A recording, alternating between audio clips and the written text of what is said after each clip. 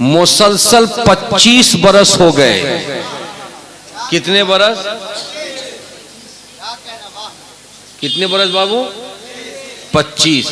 25 बरस कम नहीं है।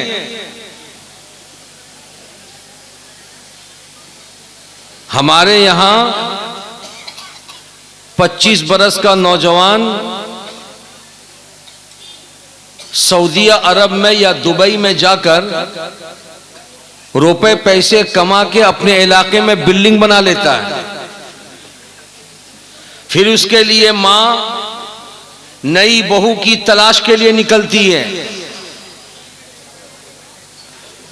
और जितनी मोटी सैलरी उसकी होगी उतनी खूबसूरत बहू ढूंढी जाएगी, उतना पैसा वाला ससुर तलाश किया जाएगा। और सिर्फ यहीं तक नहीं, फटफटिया का मुतालबा होगा। वो भी होंडा पैशन प्रो से काम नहीं चलेगा, अपाची देना होगा। हल्का लड़का हल्की गाड़ी चलाएगा, लड़का दुबई में रहता भारी है, पैशन प्रो से कहीं काम चलेगा? दुनिया वाले क्या कहेंगे?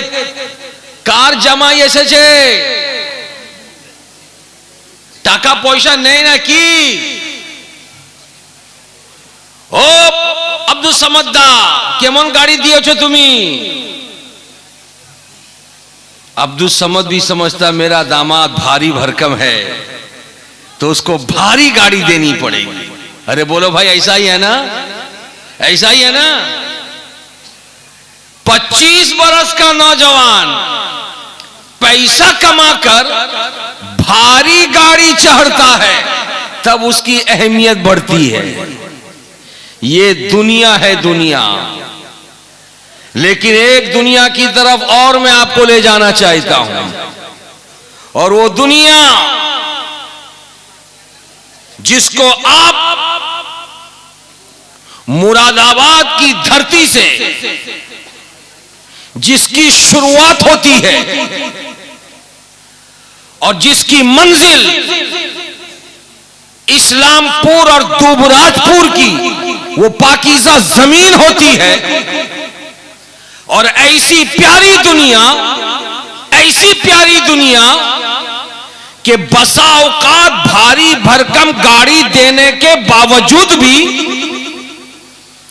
कोई जरूरी नहीं है कि रिश्ता सही सलामत हो। कभी दामाद का मुंह टेढ़ा, कभी समधिन का मुंह टेढ़ा, कभी समधी नाराज। मगर वह रे दुनिया मुरादाबाद से शुरू हुई और इस्लामपुर दुबराजपुर की जमीन पे आकर उसने ऐसा समेटा कि 25 बरस पहले ये मर्दे कलंदर जिसने आंखों को बंद किया था, तो आंखों को बंद करने से पहले पूरे इलाके के लोगों के ज़हनो फिक्र को अपनी तरफ माइल किया और माइल करके कहा था, लोगों, मुजफ्फरुद्दीन को तुमने पहचाना नहीं। ये मुजफ्फरुद्दीन जफरुद्दीन का शहजादा है और जफरुद्दीन नईमुद्दीन का शहजादा है, और नईमुद्दीन ये आले रसूल है, आले रसूल, चमनिस्तान फातिमी के फूल जिनके रगों में हसन और हुसैन का दौड़ता है खून। ये जिसको अपनी जात से करीब कर लेते हैं वो जमीन पे जब तक चलते रहे तब तक उससे रिश्ता बनाए रखते हैं, और ये रिश्ता ऐसा मजबूत कि कल बरोज़े महशर जब कयामत की घड़ी होगी, हिसाबो किताब का मौका होगा, गुनहगार चाहने वाला नईमी जब मारा फिरेगा, कोई पुरसाने हाल नहीं होगा। ऐसे आलम में ये रिश्ता इतना मजबूत है कि काम आएगा। सदरुल अफाजिल की दुआ उस नईमी के लिए होगी, सरकार जफरुद्दीन की दुआ उस नईमी के लिए होगी, सरकार फिदाए मिल्लत की दुआ उस नईमी के लिए होगी। ये दुनिया ऐसी पाकीज़ा है कि दुआ अल्लाह की बारगाह में कबूल होगी और जन्नतुल फिरदौस उसका आशियाना बनता नजर। प्यार से बोलिए सुभान अल्लाह। हजरात, ये सिल्वर जुबली है।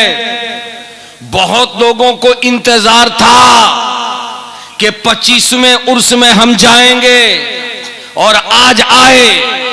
कितने आए चले गए और आप में बहुत सारे लोग अभी हैं, लेकिन आने वाले जाने वाले आए थे, क्या लेकर जा रहे हो?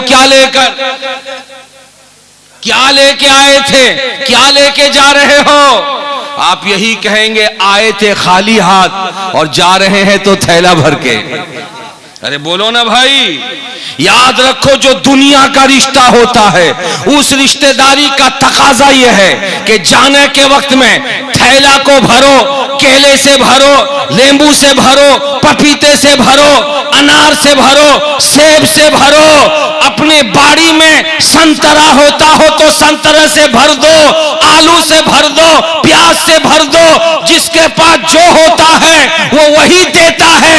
लेकिन याद रखो, नईमी दरबार में आने वालों, फिदाए मिल्लत के आस्ताने पे आने वालों, यहां आकर के शहजादों ने तुम्हें क्या खिलाया, क्या नहीं खिलाया, ये तुम जानते हो। ये शहजादे तुम्हारी खिदमत के लिए तुम्हारे लिए दस्तरखान बिछाए, लेकिन ये खाना अगर तुम्हें नहीं मिलता तो कोई शिकायत नहीं होती। लेकिन वो मर्दे कलंदर, हुजूर सदरुल अफाजिल का शहजादा, हुजूर सदरुल उलमा का बेटा, फिदाए मिल्लत, जिसकी बारगाह आस्ताने से आप जब लौटोगे तो याद रखना, ऐसी दुआएं लेकर के लौटोगे कि घर चले जाओगे दुआएं काम आती रहेंगी, रास्ते में रहोगे दुआएं काम आती रहेगी, अपनों में रहोगे दुआएं काम आती रहेंगी। शहजादे ने अभी अभी तकरीर की थी सैयद अबू हुरैरा ने कि रोजाना सुबह दस्तरखान बिछता है। दुनियादार के दस्तरखान पे मुरगन ग़िज़ाएं होती हैं, रोटियां होती हैं, सब्जी होती है, पुलाव होता है और रुमाली रोटी होती है। जिसके दस्तरखान से जो मिलता है वो खाते हो। लेकिन शहजादे ने आंखों से देखा था दादा जान के आस्ताने पर रोजाना दस्तरखान तो बिछता है, लेकिन उस दस्तरखान पे दादा क्या सजाते हैं? शहजादे ने कहा था अखलाक का सबक सजाते हैं, मोहब्बत का सबक सजाते हैं, प्यार का सबक सजाते हैं, बेनमाजी के लिए नमाजी बनने की दुआएं देते हैं, जो बे औलाद है औलाद की दुआएं उसके लिए दिया करते हैं। गोया के दुनिया लेना हो आस्ताने फिदाए मिल्लत में आओ और दीन लेना हो तो आस्ताने फिदाए मिल्लत में आओ। हजरात, हमारी तो दुआ है कि ये खानकाह ऐसे ही फैलती फूलती रहे। अरे बोलो ना। और ये खानकाह इन शहजादों की नहीं है। ये शहजादे अगर चाह भी लें तब भी आप जैसे आशिकों को ये रोक नहीं सकते। मैं गारंटी के साथ कहता हूं, हुजूर नासिर मिल्लत, हुजूर नजमुल उलमा, हुजूर रईसुल उलमा अगर चाह भी लें कि सखावत हुसैन बरकाती को आने नहीं देंगे, हलीम हाजिक साहब को आने नहीं देंगे, मैं गारंटी के साथ कहता हूं ये रोक नहीं सकते। इसलिए कि जिस खानकाह पे हम आ रहे हैं यहां से हमारा रूहानी रिश्ता है।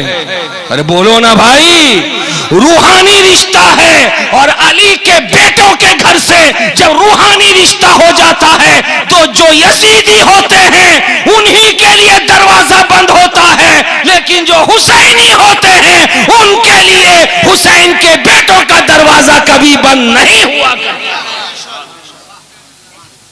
हजरत मुकर्रम, एक मर्द कलंदर ने इस इस्लामपुर की जमीन पे कदम रखा। इस्लामपुर की जमीन मगरिबी बंगाल के लिए तोहफा बन गई।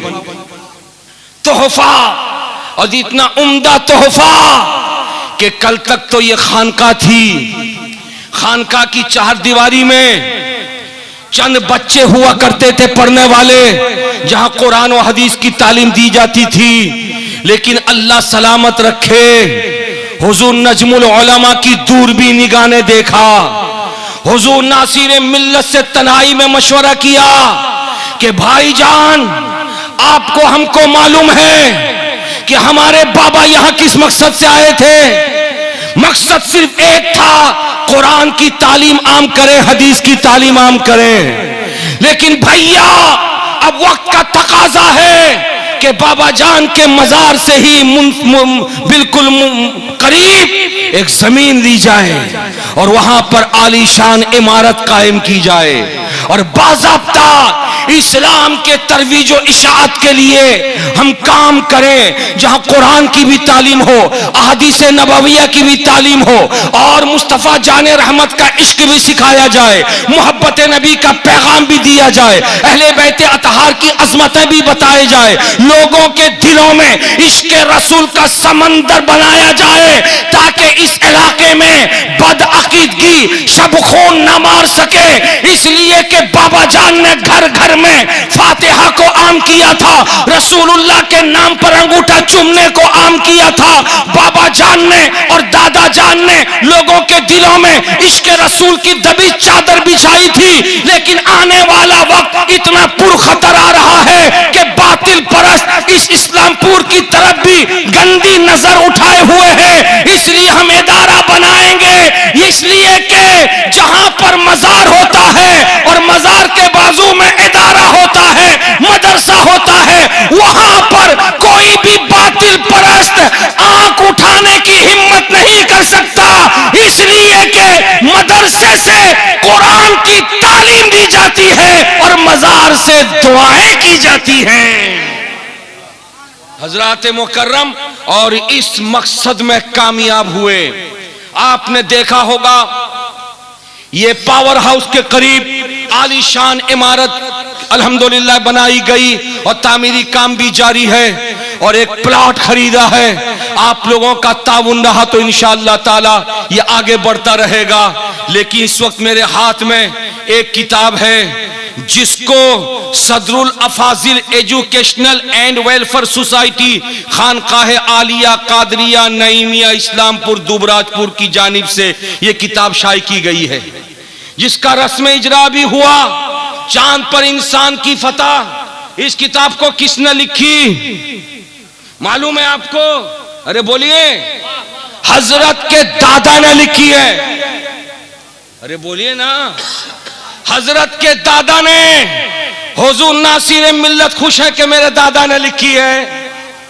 हुजूर नजमुल उलमा रईसुल उलमा खुश है कि मेरे दादा ने लिखी है।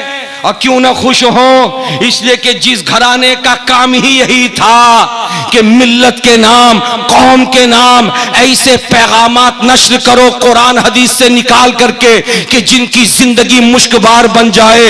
हजरात, आज जब हिंदुस्तान से रॉकेट के जरिए चांद की सैर की जाती है तो हिंदुस्तान पूरी दुनिया में आज अपना सीना फख्र से ठोकता है और हमें भी खुशी है। मेरा मुल्क तरक्की किया, मेरे मुल्क से रॉकेट पहुंचाया गया चांद पर। लेकिन हमारे मुल्क की तरक्की से कई साल पहले अमेरिका ने वहां जाकर झंडा गाड़ा था। हजरात, मैं आपको कहना यह चाहता हूं, सुनीता विलियम्स नाम की एक लड़की हमारे भारत की जब गई थी तो भारत की बेटियों का कलेजा भी खूब खुशी से चौड़ा हो गया था। लेकिन मैं बताना यह चाहता हूं कि चांद पर जाना इंसान के लिए मुमकिन है, चांद पर जाकर फतह और नुसरत का झंडा गाड़ना यह इंसान के लिए मुमकिन है। इसको किसने समझाया था? कौन समझा था? न आपने समझा था, न हमने समझा था। हाँ, इतना जानते थे कि साइंस ने तरक्की किया और मौलवी को टॉर्चर करते थे। ऐ मौलाना, खाली मदरसे में कुरान पढ़ते हो, देखो साइंस कहां पहुंच गई है। ऐ मौली साहब, तुम खाली नमाज सिखाते हो, देखो साइंस कहां पहुंच गई है। ऐ मौलाना, खाली तुम जुलूस की बात करते हो, देखो साइंस कहां पहुंच गई है। तुम लोग कुरान हदीस की बात करते हो, साइंस वाले कहां पहुंच गए हैं। मैं उन सबको मुखातब करके हुजूर सदरुल उलमा की इस किताब के करीब करूंगा और कहूंगा, नादानो याद रखो, हर छोटा साइंटिस्ट को बड़ा मत समझना, साइंटिस्ट भी मोहताज है किसी बड़े का, और वो बड़ा कौन है? मेरा कुरान। प्यार से बोलो, झूम के बोलो, मेरा कुरान अल्लाह का मुकद्दस कलाम है। उस कलाम में अगर आप पढ़ते चले जाओगे तो मेराज रसूल का जिक्र आएगा, सफर मेराज का जिक्र आएगा। मुस्तफा जाने रहमत ने सफर किया था, और आगे बढ़ोगे हदीस पाक का मुताला करोगे तो मालूम होगा हजरत सुलेमान अलैहिस्सलाम का तख्त भी उड़ता था हवा में, और तमाम जुर्रियत को लेकर, मखलूक खुदा को लेकर उनका तख्त उड़ता था। और आगे बढ़ोगे दूरी को नजदीक में लाने वाला मामला हजरत उमर फारूक का, कि मदीने की मस्जिद नबवी के मिंबर पर खड़े होकर के मुल्क नहावन में जंग जारी है, और यहीं पे रह के आप मुलाहिजा भी करते चले जा रहे हैं और बताते भी चले जा रहे हैं। इन सारी चीजों को साइंसदानों ने जब इकट्ठा किया था तब जाकर के चांद का सफर मुमकिन हुआ। हजरात, उन्हीं चीजों को इस किताब में पिरोया गया है। कितना काम है इसमें? अरे बोलो भाई, कितना बड़ा काम हुआ। आखिर आपके घर घर इस्लाम की तालीम पहुंचाने के लिए Sadrul Afazil educational and welfare society ने एक बहुत बड़ी रकम खर्च किया है।